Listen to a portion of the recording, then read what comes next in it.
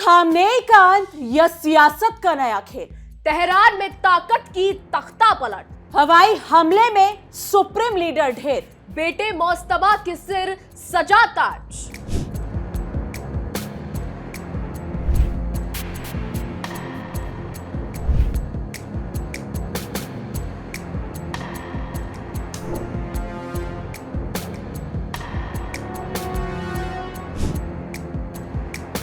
नमस्कार दोस्तों, आप देख रहे हैं इंडिया डेली का डिजिटल प्लेटफॉर्म और मैं हूं आपके साथ तानिया त्यागी। नमस्कार, मैं हूं आपके साथ इशिका त्यागी। दरअसल बताते चले आपको कि मिडिल ईस्ट से इस वक्त जो तस्वीरें सामने आ रही हैं उसने पूरी दुनिया को बेचैन कर दिया है।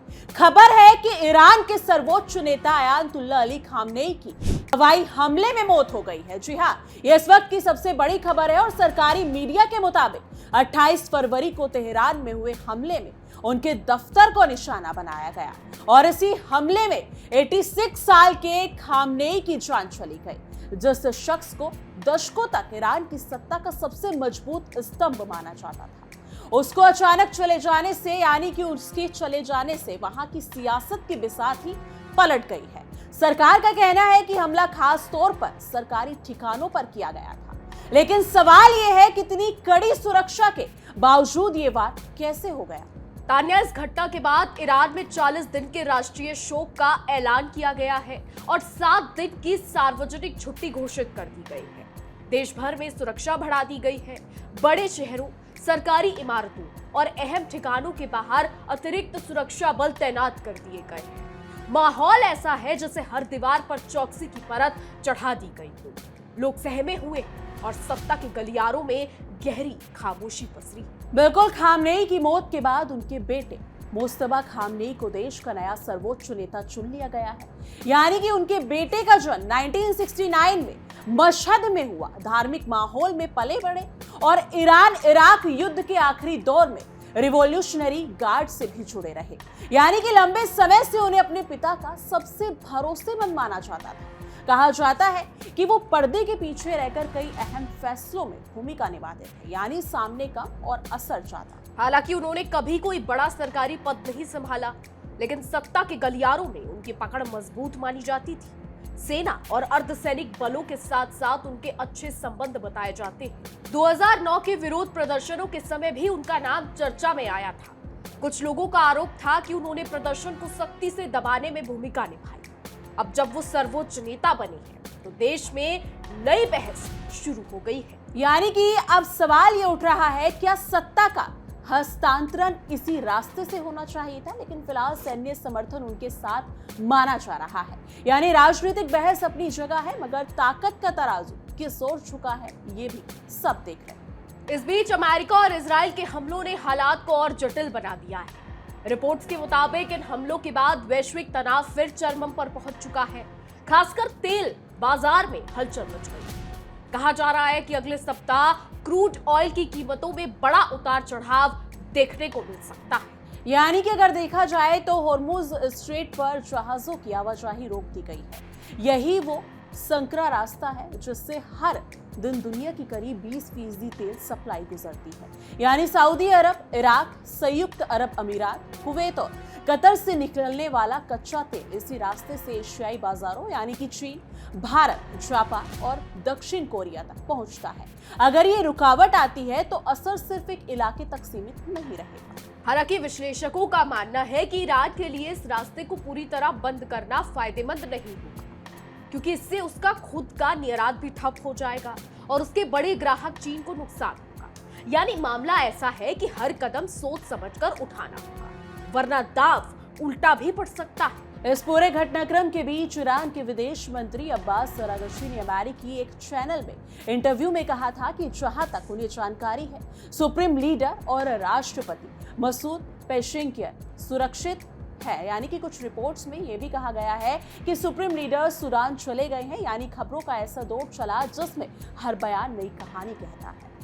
रिपोर्ट्स के मुताबिक इजराइल की खुफिया एजेंसी मोसाद को सुप्रीम लीडर की खुफिया बैठकों की जानकारी मिल गई थी। जासूसों को पता चल गया था कि शनिवार सुबह 9 बजे राष्ट्रपति भवन में सीनियर नेताओं की बैठक होने वाली है और इसी को देखते हुए इजराइल ने वो किया जिससे दुनिया सहम गई। बिल्कुल, बताया जा रहा है कि सुप्रीम लीडर पिछले काफी समय से अंडरग्राउंड रह रहे थे। सुरक्षा के घेरे इतने मजबूत थे कि उनका ठिकाना बेहद सीमित लोगों को ही मालूम था। लेकिन जैसे ही लोकेशन की पुष्टि हुई, उस कंपाउंड पर 30 से 40 मिसाइलों से हमला किया गया, यानी कि पूरा राष्ट्रपति भवन मलबे में तब्दील हो गया।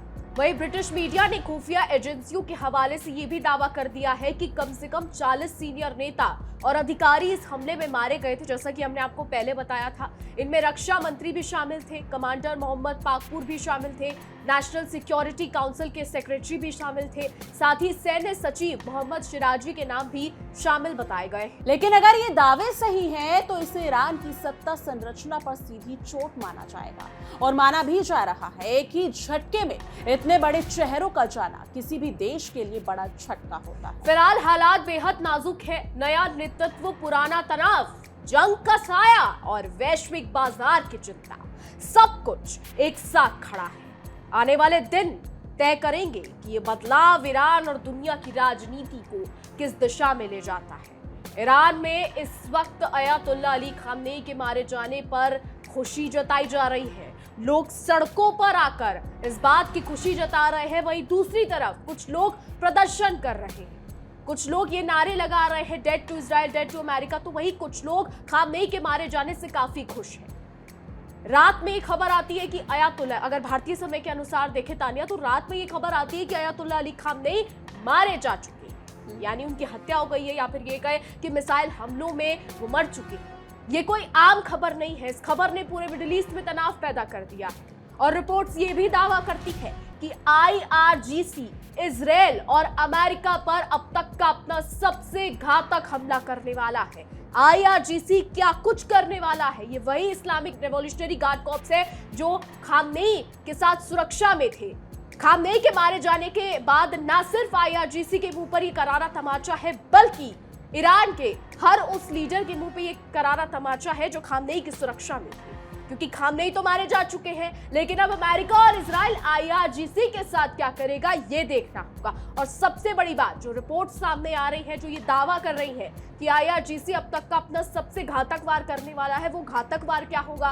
क्या इजराइल और अमेरिका पे होगा, या फिर मिडिल ईस्ट के उन देशों पर होगा जिन पर कल भारतीय समय के अनुसार ईरान ने हमला किया था? सऊदी, UAE, कुवैत, कतर, क्या कुछ होगा ये आने वाला समय बताएगा। फिलहाल इतना तो तय है कि मध्य पूर्व में इस वक्त भूचाल आ चुका है। हर देश, मध्य पूर्व का हर देश इस वक्त इतना डरा हुआ है कि कभी भी कुछ भी हो सकता है। ईरान क्या करेगा, इजराइल क्या करेगा, और सबसे बड़ी बात, डोनाल्ड ट्रंप इसको किस तरीके से लेंगे? क्या डोनाल्ड ट्रंप अपनी सबसे घातक मिसाइलों से ईरान को पूरी तरीके से बर्बाद कर देंगे, पूरी तरीके से खत्म कर देंगे? क्या कुछ होगा ये आने वाला समय तय करेगा। आप तक हर एक रिपोर्ट, हर एक खबर विस्तार से लेके आएंगे, हर एक खबर का विस्तार से विश्लेषण करके आपको बताएंगे। जुड़े रहिए हमारे साथ सिर्फ और सिर्फ इंडिया डेली पर और देखते रहिए हमारा खास शो तहकीकात, हर खबर की तह तक।